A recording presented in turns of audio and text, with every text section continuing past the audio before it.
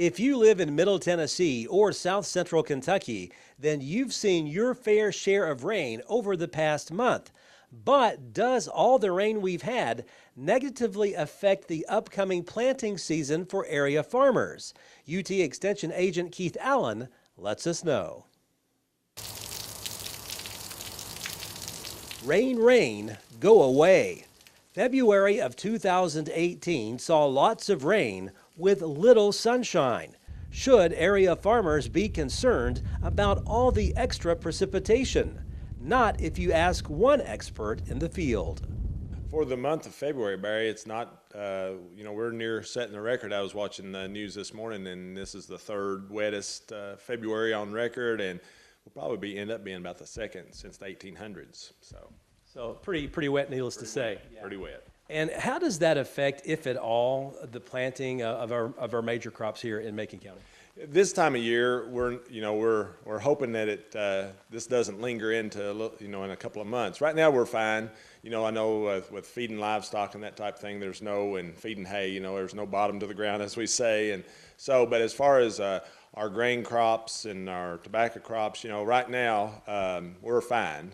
But as we of course.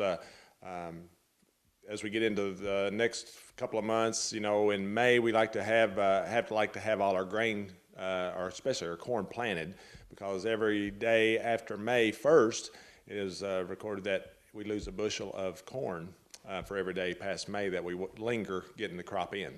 Let's talk about the top three cash crops, I guess, in this county and how valuable they actually are to the economy here. Exactly. Of course, the top three crops we have: burley tobacco. Burley tobacco, even it's 5,000, some over 5,000 acres the past year. Economic impact about well over $20 million. And even though it's a little less acreage than soybeans at 7,000 acres, it comes in about $10 million dollars. Corn about 4,500 acres. So, even though tobacco may have a little less acreage, it's still the economic impact is far greater. Are there any of those negatively affected by too much rain as we get into the planting season, maybe a month down the road or so, or does it affect any of them at all? For sure it does.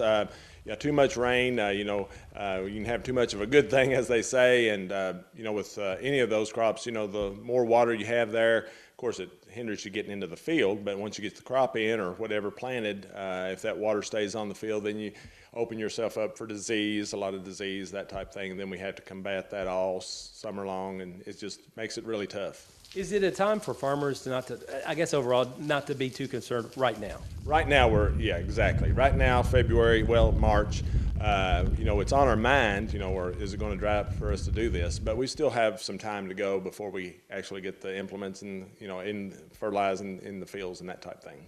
Chances are these green fields will soon be plowed and planted with some type of crop. And pretty soon, we'll probably be needing rain after the summer heat sets in. Reporting from Macon County, Barry Hyatt, NCTV.